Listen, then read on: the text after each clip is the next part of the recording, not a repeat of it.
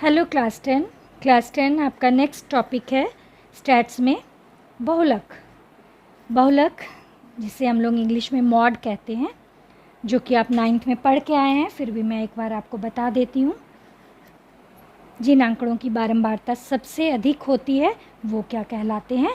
बहुलक कहलाते हैं। तो ठीक है बच्चे, अब हम लोग वर्गीकृत आंकड़ों का बहुलक निकालना सीखेंगे।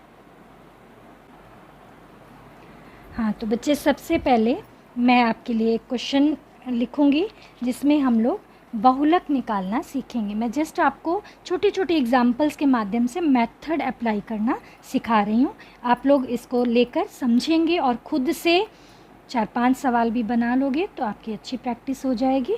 तो ये आपका क्वेश्चन है जिसमें हमको एफ दिया हुआ है, फ्रीक्वेंसी जो है वो आपकी 7, 8, 2 एंड 1 दी हुई है। तो बेटा इसमें मेन की तरह हमको बहुत सारे काम नहीं करने हैं, बिल्कुल सिंपल है। इसमें हम एक फार्मूला याद करेंगे और उस फार्मूले को हम खोल के पहले लिखेंगे कि क्या क्या है, और उसके बाद उसमें वैल्यूज़ डाल के सीधे आंसर निकालेंगे। कुछ भी हमको इसका और एक्सप्लेनेशन लिखने की ज़रूरत नहीं है। तो हमारा बहुलक का फार्मूला एम के पैर में ओ, मॉड के रूप में इसको लिखते हैं।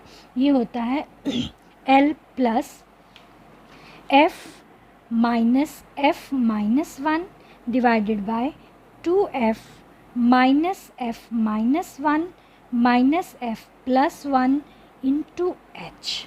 अब आप सोच रहे होगे कि इतने सारे F कहाँ से आए। अब जब मैं इसको लिखूंगी तब आप इसको समझ जाओगे कि ये क्या है। सबसे पहले हमको क्या करना है, इस डाटा में हमको बहुलक वर्ग निकालना है। तो बहुलक वर्ग क्या होता है? जिसकी बारंबारता, यहाँ पर क्या होगा मैं लिख देती हूँ, बहुलक वर्ग जिसकी बारंबारता सबसे अधिक है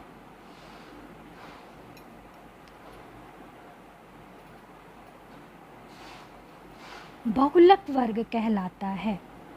क्या कहलाता है? बहुलक वर्ग कहलाता है। ठीक है, यानी कि मॉड क्लास इसे कहा जाता है। तो यहाँ पर बहुलक वर्ग क्या है?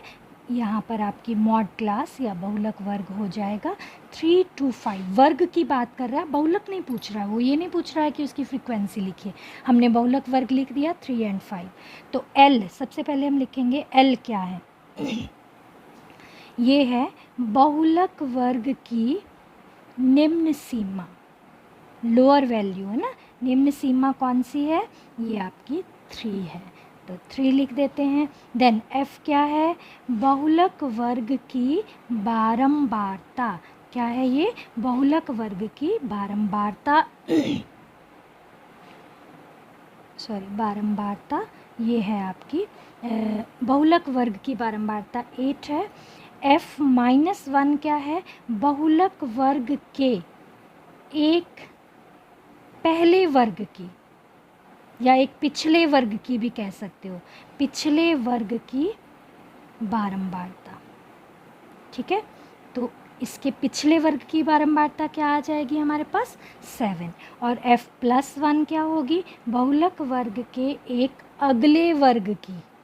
ठीक है, अगले वर्ग की बारंबारता, तो ये हमारे पास 2 आ जाएगी। और साथ में हमारे पास H है। H क्या है? वर्ग अमाप। ये अब आप जानते हो, आपके पास फॉर्मूला लिखा हुआ है। मॉड निकालना है, L की जगह पे 3 लिखेंगे, F की जगह पर 8 आ जाएगा, और F माइनस, देखिए बच्चे आपकी बुक में इसको F1, इसको F0, इसको F2 ऐसा भी लिखा हो सकता है। ये अपनी सुविधा से आप इसको कुछ भी लेकर याद कर सकते हो, कोई प्रॉब्लम नहीं। हर आपको लेकिन उसका मतलब यहाँ पर लिखना पड़ेगा एग्ज़ाम में भी। ठीक है, तो ये आ गया 8 minus 7 divided by 2 into 8 minus 7 minus 2 into आपका इंटरवल कितना था? हमने H की वैल्यू यहाँ पर नहीं लिखी, 3 माइनस 1 इज इक्वल टू 2 था, तो ये 2 आ जाएगा। देन हम लोग इसको सॉल्व करेंगे, ये आएगा 3 प्लस 2 बाय 7 यानी कि 3.286। ये हमारा आंसर आ जाएगा। ये 3 प्लस 2 बाय 7 एंड 3.286 3.286 हमारा आंसर आ जाएगा। तो इसको आप देखिए बच्चे, ये जो आपका आंसर आया है 3.286, ये आपके बहुलक वर्ग के बीच में होना चाहिए। 3.286 आपके बहुलक वर्ग के बीच में है कि नहीं है, 3 और 5 के बीच में।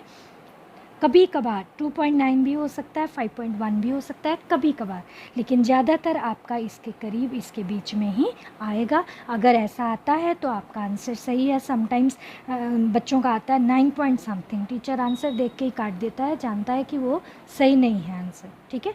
कुछ टीचर्स ऐसे बोर्ड में हैं जो स्टेप मार्किंग नहीं अगर करते हैं तो आपका यहाँ पे पूरा मार्क्स कट सकता है। इसलिए आपको ध्यान देना है कि आप अपने आंसर को एक बार चेक करेंगे। मीन भी इसी तरह आपके एज्यूम्ड मीन के आसपास आना चाहिए। बहुलक जो है बहुलक वर्ग के बीच में आना चाहिए। मीडियन पढ़ेंगे वो भी आपका मीडियन क्लास के अंदर ही आना चाहिए।